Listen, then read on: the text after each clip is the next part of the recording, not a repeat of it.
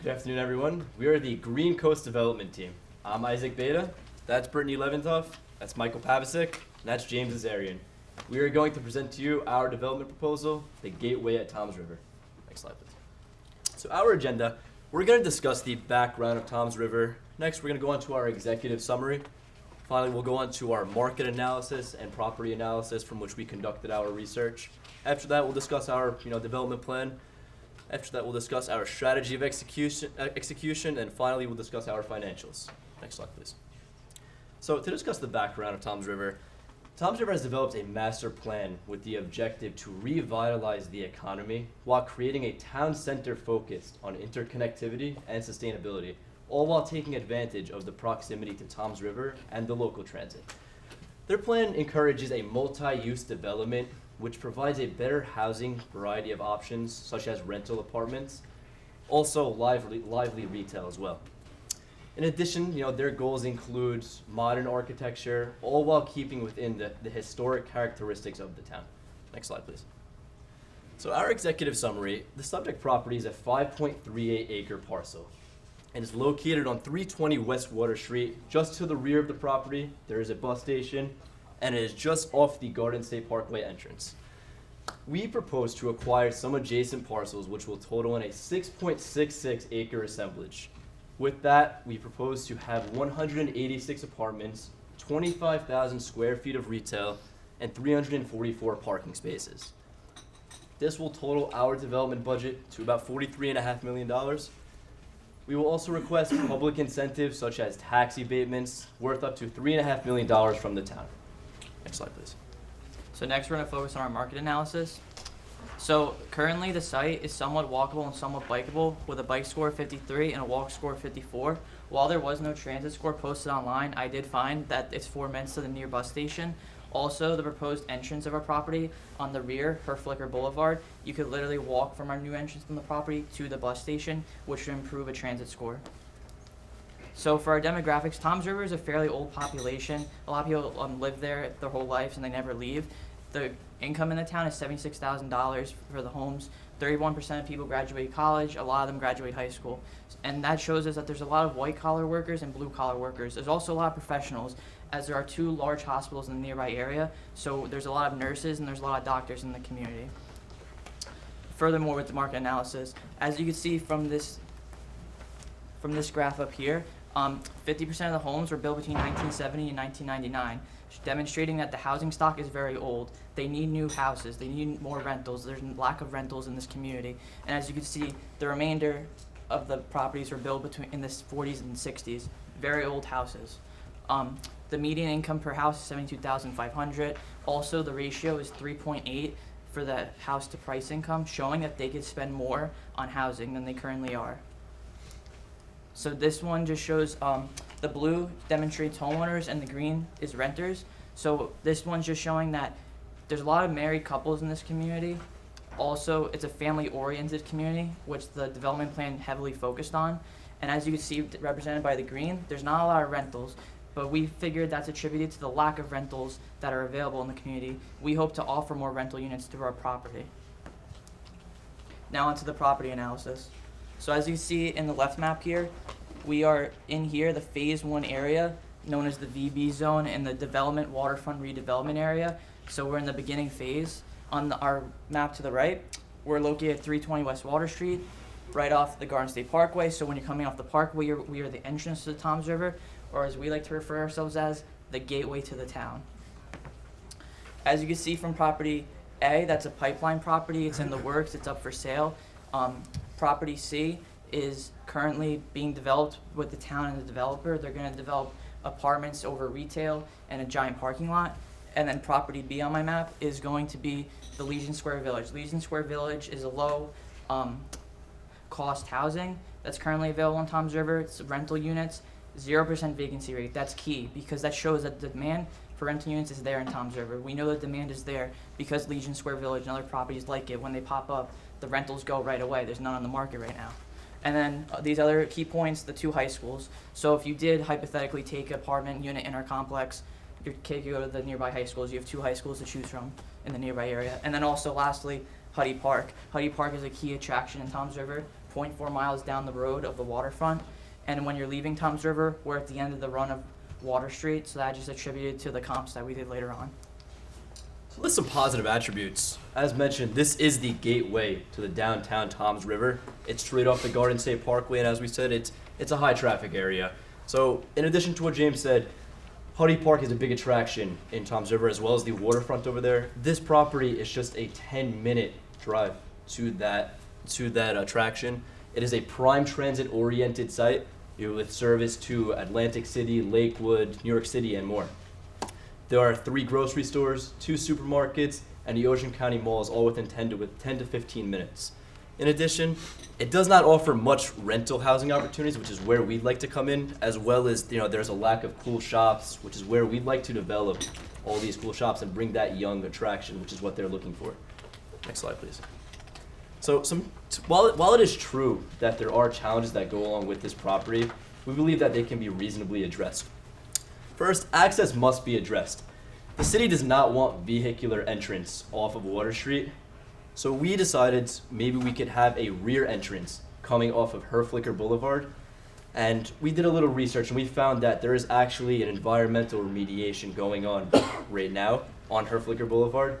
So that kind of defeated our purpose, but we did some further research and we found that that remediation will be finished approximately May of 2021, so about a year and a half from now.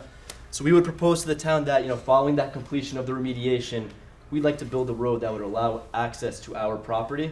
And we also found that a strip of the land is on our property, so we would donate about 1/10 of an acre to complete that road for us. Second, they're mostly vacant and dilapidated buildings. We would propose to develop and relocate those buildings as they are sporadically for sale. Next slide, please. Next, this parcel is in the flood zone AE. So with that, we would put our retail on the first floor as well as have all our parking spaces out front. Next, there is leakage from an underground storage tank, which contaminated the groundwater. As we said, the environmental remediation is going on. But as mentioned, it is going to be finished approximately May of 2021.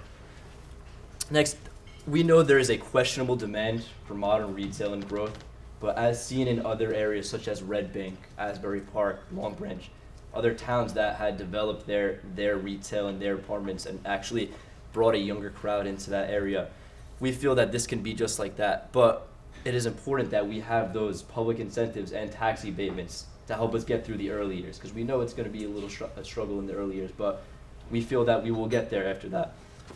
Lastly, the location is at the end of the Water Street, and there is noise from the parkway, although as seen in other areas, there is a proven demand for transit-oriented sites. Next slide, please. All right, now moving on to our development plan. We are proposing a 4-story multi-use apartment building equipped with 186 units as well as 24,000 square feet of retail, along with 440 feet of retail frontage along Water Street. Along with this, we'll be offering numerous amenities, including a 30,000 square foot public park, along with a green rooftop and rooftop lounge. Here, we can see the current site map for our property. The original property is labeled here as 320 West Water Street. Additionally, lots 11, 18, 17, and 19 have been labeled. While these lots are not a part of the original plan, they will be obtained for part of our development plan in order to adequately meet all of the requirements required by the town. All of these lots here are currently up for sale. Finally, the Toms River Water Company has also been labeled on our map. While this is not currently part of our development plan, it might be in the future interest of the town for future acquisition in order to create public parking. As Isaac mentioned before, our entrance will be located along the back, along Herflicker Boulevard, located here. We will be donating back 0.1 acres to the town in order to build a public road here. This is because along Water Street, shown here, the town does not want any vehicular entrances. This is because they are trying to maximize retail frontage along this street and limit congestion. Finally, on this slide, I just want to point out the proximity of our location to the bus company. If we expanded this map out just a little further, in the bottom left-hand corner here, we would find the Toms River Bus Company just a quarter mile away from our property. This is a prime selling point to our property as it allows for easy access for our residents to New York, Philadelphia, and other prime locations. Here, we can see the land assemblage for our building. After obtaining the other lots and donating back the 0.1 acres for the road, we come out to a total acreage of 6.6. This is the current site map for our plan. After much consideration, we decided on a U-shaped building as the most effective use of our property. Centrally located, we have 200 surface level parking spots, and along either west and east wing, we have another 70 covered parking spots. Along the north wing, we have our retail, totaling 24,000 square feet, entirely along Water Street. This is important because it allows for maximum foot traffic, as Water Street will be one of the main parts of the Toms River development plans. Like Isaac said before, due to FEMA coding, we cannot have any retail on the first floor due to flooding. Because of this, we will have all of our retail on the next 3 floors above. On the east and west wing, we will have 60 apartments and another 66 along our north wing, totaling 186 units. Surrounding our building, we have our numerous amenities, including our bus stop, greenhouse, clubhouse, bike shed, and park. One cool feature I want to point out about our park was the installation of food cart stops. This is a cool addition and allows for extra retail and is a fun, hip addition to a traditional park. Finally, I just want to point out again the entrance located on the back along Herflicker Boulevard. When you enter our property, there will be a large, elaborate gate. This just helps to symbolize our property as the true gateway to Toms River. Here we can see an example image of what our property along Water Street might look like. We can see our first floor of retail below and 3 floors of residential above. This is an example of what our green rooftop and rooftop lounge might look like. While this building here is quite dissimilar from ours, this is what we might strive for our rooftop lounge, as it is a cool hangout spot for our residents and a great green space. This is an example of what the bus stop along Water Street might look like. Like I said before, this is a prime selling point to our building.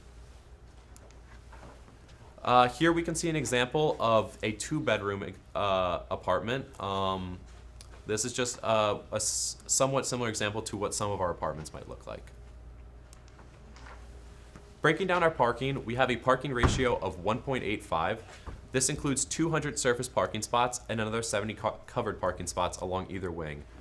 Approximately every market rate unit will have at least 1 covered spot, and the majority of units will have 2 spots, 1 covered and 1 surface level. One cool feature we have with our covered parking spots was the installation of bike hooks.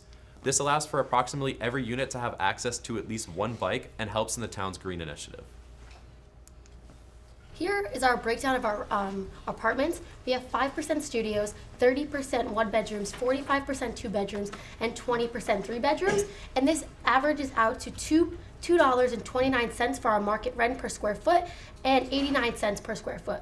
We got these rents derived from taking 20% off of Red Bank, as we're not Red Bank yet, and increasing our rent 15% from the current Toms River apartments as we have more amenities. Further, in the Toms River Development Plan, they have emphasized LEED ND, which is an environmental factor they want to bring into this property, and we incorporated that into our property. So we have here a greenhouse, indoor water use reduction, and a mixed-use development, and that makes our property environmentally friendly. When our property is built, we assume that we'll have a gold certification in the LEED ND characteristics. So our amenities are our main selling point with this property. That's what sets us away from our competition, such as Legion Square Village. So some amenities I'm going to touch upon. We have a bus stop. We have bike racks, bike stations throughout the whole property. We have a dog walk. We have our major selling point is our park. It's a public park, so anyone can come and access this park. In the park, as we previously stated, there's going to be food cart station to give you a hip, cool, young idea so you can hang out in the park, have some snacks, have a nice day. Undercover parking is offered to the residents. Also green roof and greenhouse in compliance with the LEED ND certifications. Next slide, please. So for our retail space, we tried to do something a little different. We wanted to create an experience for the average consumer. We want them to come to our property. We want them to have a fun time. We want them to stay the whole day if they want, or even rent a unit, and then they can go downstairs and have a fun time. So one thing I want to highlight is our anchor store. We wanted to get something similar to a Trader Joe's because Toms River lacks variety and food shopping resources. They have a couple Stop and Shops and ShopRites, but if they want the young, hip, spring, young generation, they like something like a Trader Joe's, a Wegmans, a Whole Foods. Now, Toms River doesn't have the income capacity for a Wegmans or a Whole Foods, so we thought something similar to a Trader Joe's would fit because they still have relatively cheap items, but still young, hip, and cool for the young people to enjoy. Next slide, please. So for our comps, as you can see from these top two pictures, that's Legion Square Village, the exterior and interior photo. Legion Square Village is a low-cost housing, rental units in Toms River, and as you see right there, 245 Main Street is the address. It was built in 2018, so it's brand new. 0% vacancy rate. Whenever one goes on the market, it goes right off because someone rents it. That shows the demand is there for rental units. People want to come into Toms River and rent. We know it's there, so that will improve the bar graph from earlier. Also, when we were looking at comparable sites, we looked at Red Bank, Freehold, Toms River, obviously, and let's be honest, Toms River is not Red Bank. Maybe in the future we hope to be Red Bank, but we're not at Red Bank yet. So we went at a 15% discount to Red Bank and a 15% premium to Legion Square Village because our selling point is amenities. Legion Square Village has no amenities. Their amenities is carpets and washer and dryer. It's not really amenities, just basic needs. Next slide, please. So yeah, our strategy of execution includes some proposals to the town as well as to the developer. First, our proposals to the town, like I said, we would request those tax abatements and public incentives to help us contribute to developing our property and get us through those early stages. It's imperative to this process. Secondly, we would like to relocate the Toms River Water Company because that would supply us with more room for parking and retail space as well. Next, we will supply the land, but the township must give us the bus stop. In addition, our justification for this is that this is the gateway to downtown Toms River.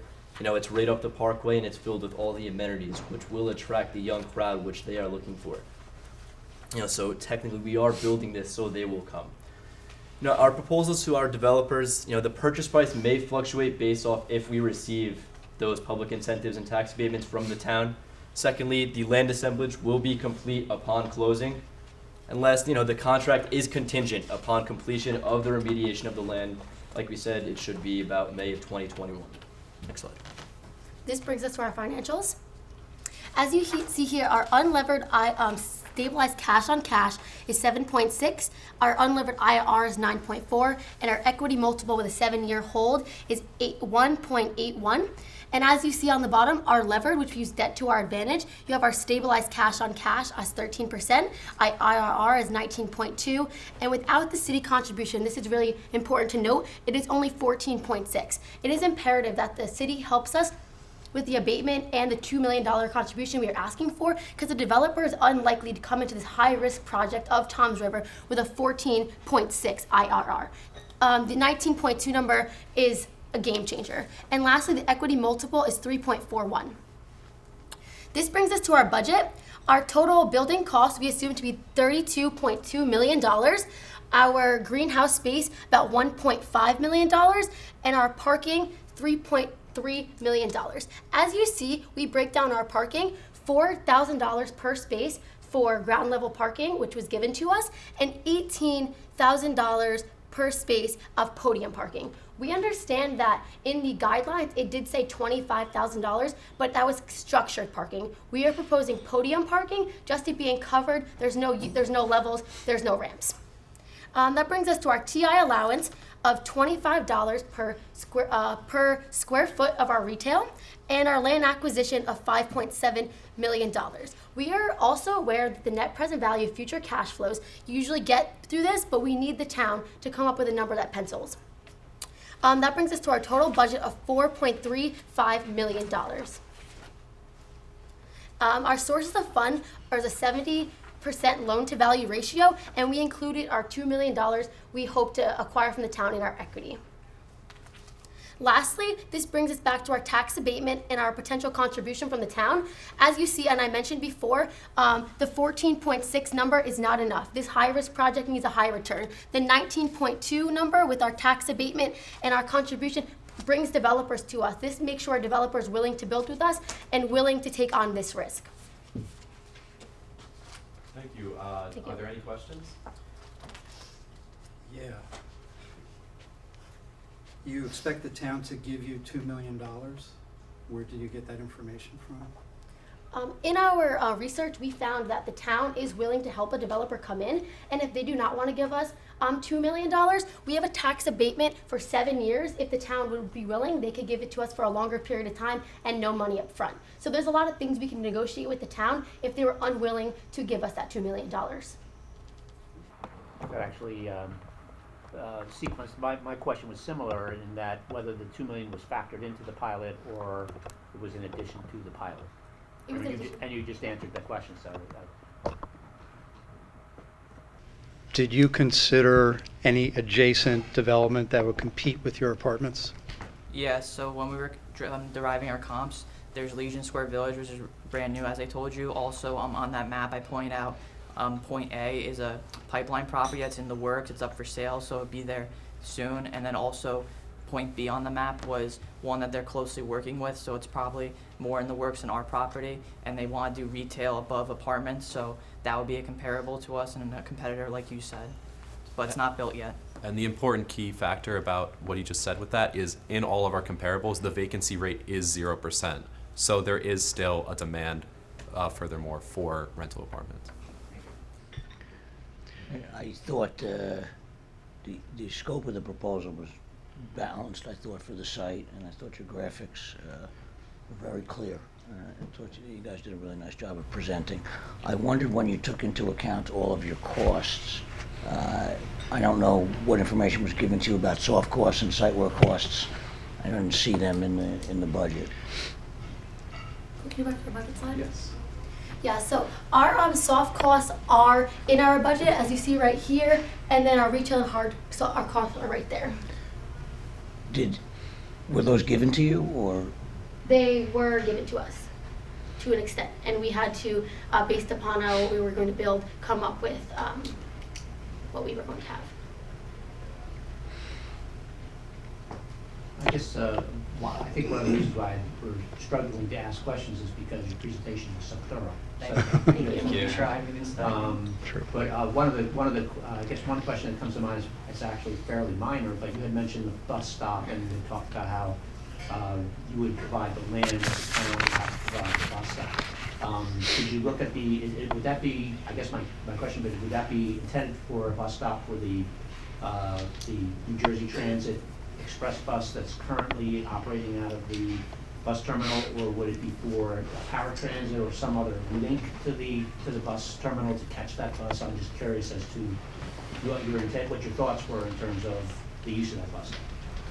Yeah, I feel that it would be beneficial to everything you said, to any transit coming in out of Tom's River, especially for anyone that's in the, that's living in our development as well.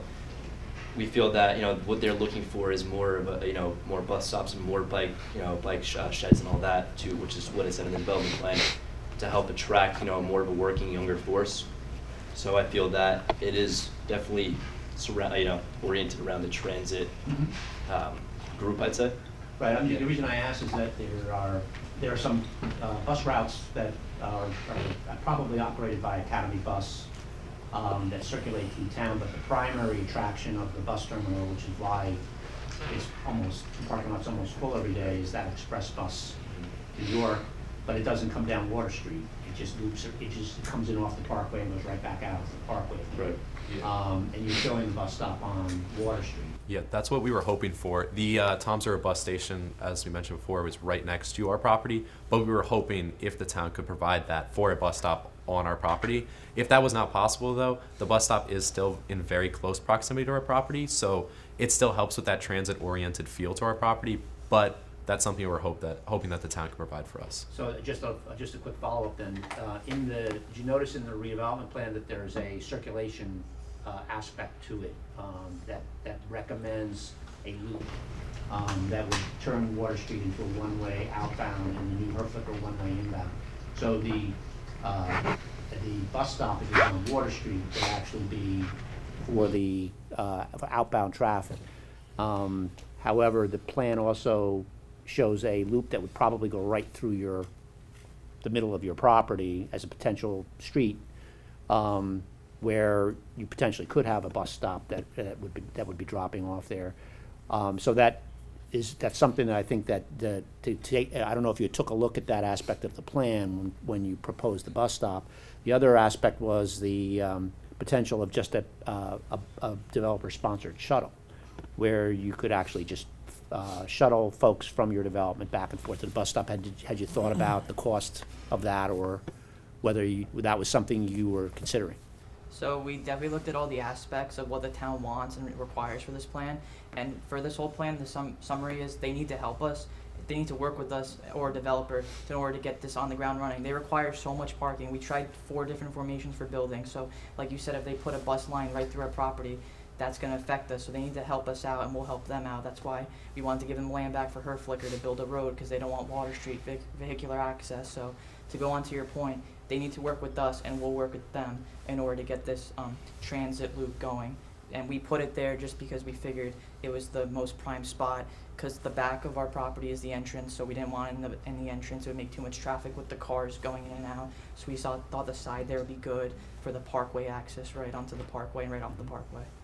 So I may have missed this, but what is the potential gross income and the stabilized NOI? Excellent. Excellent. Slide forward. Go forward. Other way.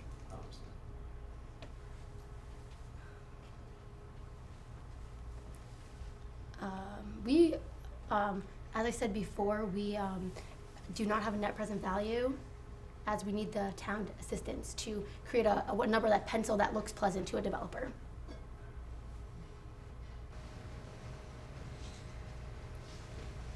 So just, you have some very interesting amenities, something outside the box, you know, some food carts and greenhouses. Just from a Generation Z, what else did you consider that you didn't put into the plan?